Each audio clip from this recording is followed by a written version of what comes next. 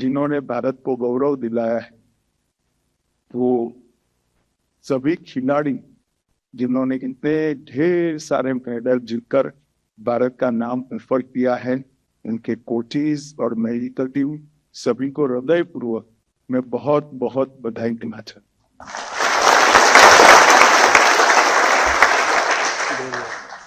यहाँ पर ढेर सारे लोग ऐसे हैं जो मेडल कुछ न कुछ जीत कर आए हैं, मगर आपकी टीम में कई सारे लोग ऐसे हैं जो शायद जीत नहीं पाए। हमारे लिए सबसे बड़ी बात खेलना होता है। जीत और हार ये तो जीवन का नित्यक्रम होता है, परंतु जीतने का लक्ष्य रखना ये हमारा स्वभाव होना चाहिए। जीतने के लिए आयोजन करना वो भी हमारा स्वभाव होना चाहिए, और जीतना हमारी आदत होनी चाहिए। और जब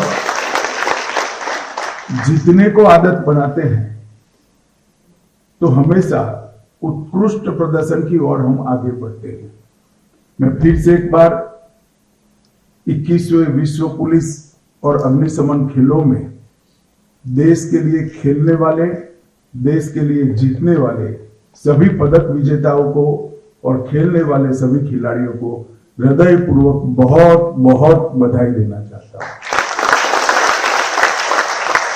जब मुझे डीआईबी ने इन्फॉर्म किया कि 613 पदक हम जीत कर आए हैं, कुछ लोगों ने एक से ज्यादा पदक जीते हैं, तो मेरे लिए बहुत बड़ा आनंद का विषय है। आज सुबह में यहां आने के पहले सोचता था कि आने वाला 22वां विश्व पुलिस और अग्निशमन खेल यहां होने वाला है, भारत में होगा। और एक सांसद नाते बताता हूं कि आप लोग अगर खेलेंगे तो मेरी कॉन्स्टिट्यूएंसी में खेलेंगे, मेरे मत क्षेत्र के अंदर आपको खेलने आना होगा। उस वक्त हमारे लक्ष्य क्या होने चाहिए? ये अंतर्राष्ट्रीय खेल प्रतियोगिताएं जिस किसी भी देश में जाती है, वो देश के लिए इतना ही महत्वपूर्ण नहीं है कि हम सफल आयोजन करें। सफल आयोजन तो हो ही जाता है, वो ना खेल का काम है, ना खिलाड़ियों का काम है, ना खेल के क्षेत्र में काम करने वालों का काम। एक प्रकार से वो एडमिनिस्ट्रेटिव काम है। मगर हमारा लक्ष्य क्या होना चाहिए? हमारा लक्ष्य होना चाहिए कि जितने भी पुलिस बल देश के इस संगठन का हिस्सा है, इसमें से कोई ना कोई कम से कम एक खिलाड़ी इस खेलों में हिस्सा लेना चाहिए। हमारा जो प्रदर्शन की हिस्सेदारी है वो सर्वसमावेशी होनी चाहिए। और मैं तो ये भी कहना चाहता हूं कि मेडल जो मिले वो भी सभी बलों में कम से कम 3 मेडल जीतने का लक्ष्य रखकर खेल तय कर आगे बढ़ना चाहिए। ये लक्ष्य रखकर अगर हम चलते हैं तो 29 में जब यहां खेल होंगे तो ये 591 का जो आपका रिकॉर्ड है और 613 का रिकॉर्ड है, वो रिकॉर्ड आप स्वयं तोड़ देंगे और देश को और बड़ा सम्मान दिलाने की दिशा में आप आगे बढ़ेंगे।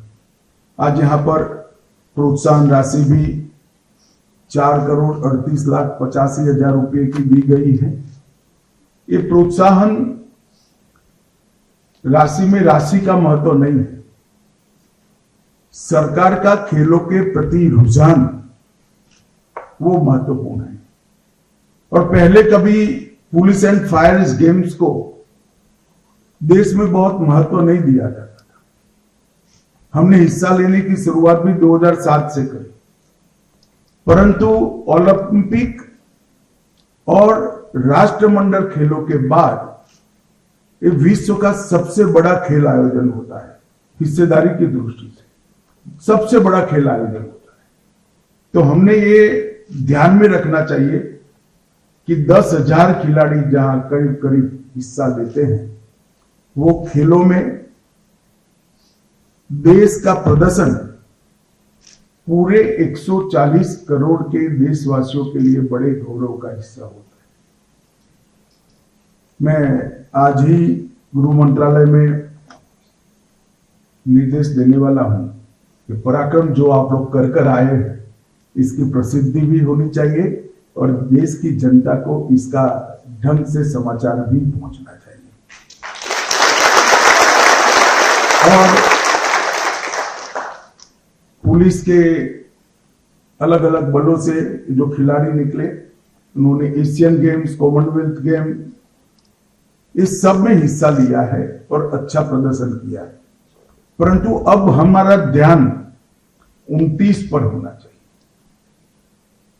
जैसे अर्जुन को चिड़िया की एक आंख दिखाई पड़ती थी, इस तरह खेल के साथ जुड़े हमारे सभी बल के अधिकारियों को और खिलाड़ियों को 29 के खेलों का लक्ष्य बनाकर हमने आगे चलना पड़ेगा। अहमदाबाद, गांधीनगर और केवड़िया, ये 3 हिस्सों में बांटकर ये प्रतियोगिताएं होने वाली है। और एक वैश्विक मंच पर, खेलों के वैश्विक मंच पर जब भारत जा रहा है, इस वक्त भारत के खिलाड़ी इसमें जरूर इस प्रकार का प्रदर्शन करें कि वहीं से चर्चा हो कि भारत में खेलों के लिए बहुत पोटेंशियल पड़ा है। और 36 में हम ओलंपिक के लिए भी बिड करने वाले हैं, कॉमनवेल्थ के लिए भी हम बिड कर चुके हैं और एशियाड के लिए भी फिर से बिड कर चुके हैं। ये सारी श्रृंखला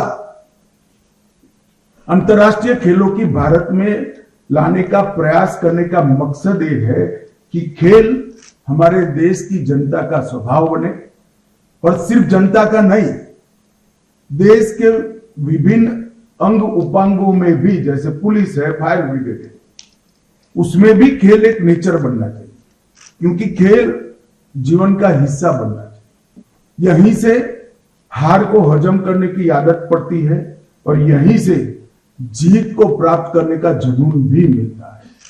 अगर जो बच्चा खेलता नहीं है वो हार से फ्रस्ट्रेट हो जाता है, और जो बच्चा हार कर जीत का संकल्प नहीं लेता है उसको जीतने की आदत नहीं पड़ती है।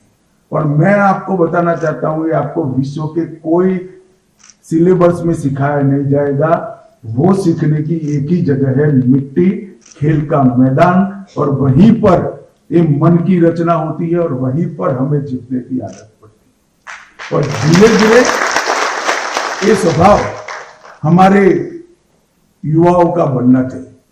Akhil Bharatiya police sports control board जो है, इसको भी मैं जरूर कहना चाहूंगा कि विश्व स्तर के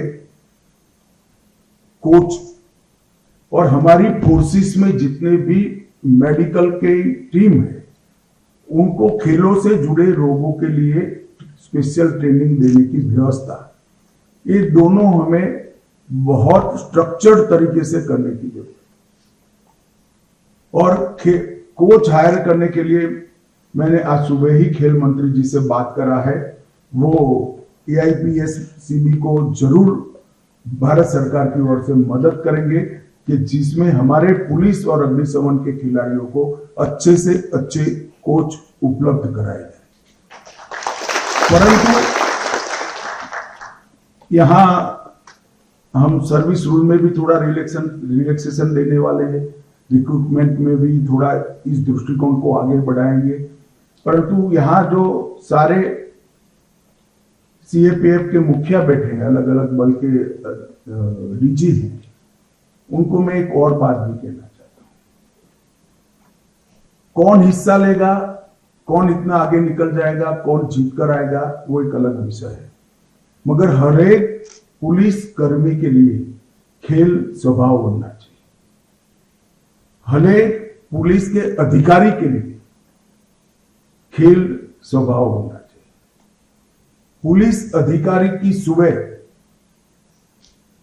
अपने अधीन पुलिस कर्मचारियों के साथ परेड से होनी चाहिए और शाम अपने अधीन पुलिस कर्मचारियों के साथ खेलकर होनी चाहिए। ये आदत अगर हम डाल देते हैं तो ढेर सारा तनाव जो आपकी प्रोफेशनल ड्यूटी के कारण जनरेट होता है, उससे हम मुक्ति प्राप्त कर लेंगे और हमारे काम में भी बेहतरी आ जाएगी।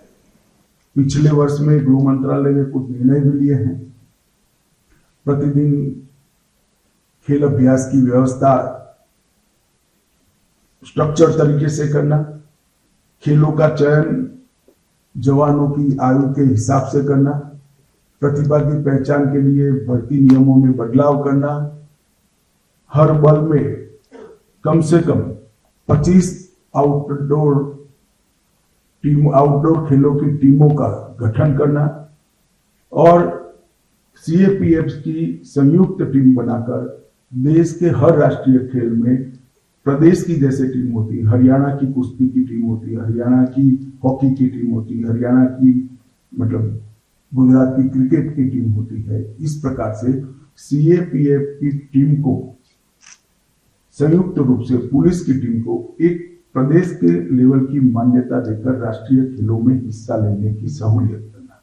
और आप लोगों को आज आनंद होगा, जो प्रपोज स्पोर्ट्स बिल है हमारा, उसमें पुलिस को एक प्रदेश के नाते स्वीकार करने की हमने प्रोविजन कर दिया है, जिससे ये आपका जो फॉर्म है वो सभी राष्ट्रीय खेलों में एक यूनिट के नाते प्रतिभागी बन पाएगा। इससे बार बार हमें प्रतियोगिता में हिस्सा लेने का मौका भी मिलेगा और हर खिलाड़ी को उचित स्तर पर प्रदर्शन का भी मौका मिलेगा।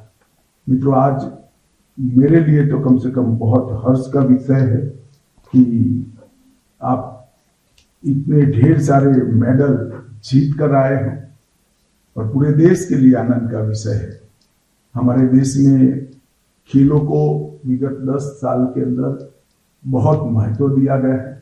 इसके बजट में लगभग 5 गुना हमने बढ़ोतरी की है। ढेर सारे नए स्पोर्ट्स इंफ्रास्ट्रक्चर बनाने का भी काम किया है।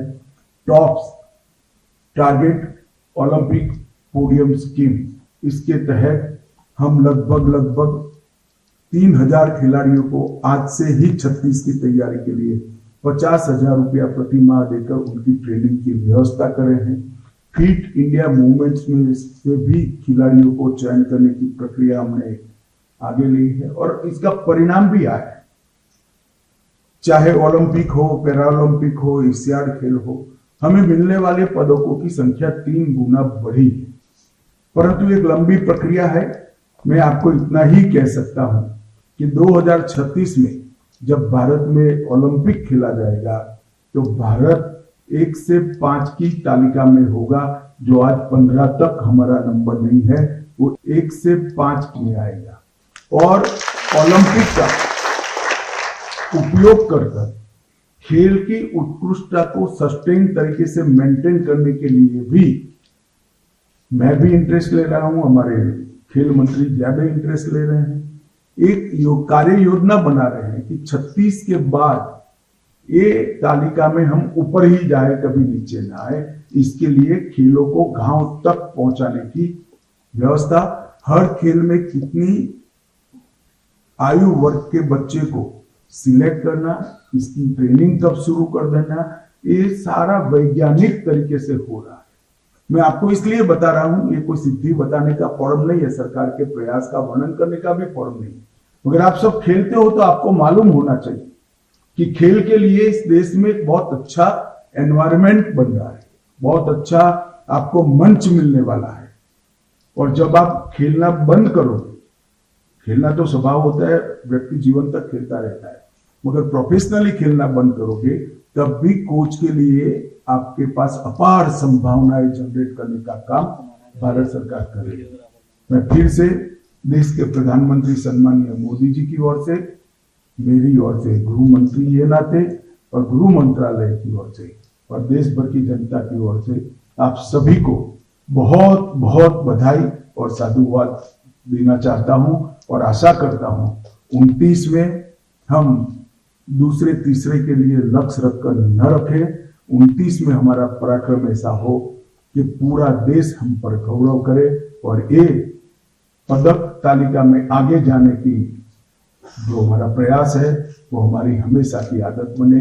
आप सभी को अनंत अनंत शुभकामनाएं। जैसे कि मैं सो रहा हूँ तो पिताजी को जगाना है मुझे, तो वो डायरेक्ट उठाने के बजाय, और हिंसा की परंपरा मेरे यहाँ नहीं थी सौभाग्य से, तो वो क्या करते थे कि उस कमरे में आ जाएंगे या बाहर से गुजरेंगे और चौपाई बोलेंगे, प्रात काल उठ के रघुनाथा, मात पिता गुरु नावई माता। कभी कभी मैं गुस्से में उठ करके अरे पापा चरण स्पर्श किया और सो गया, उनका अम्मत उठाना।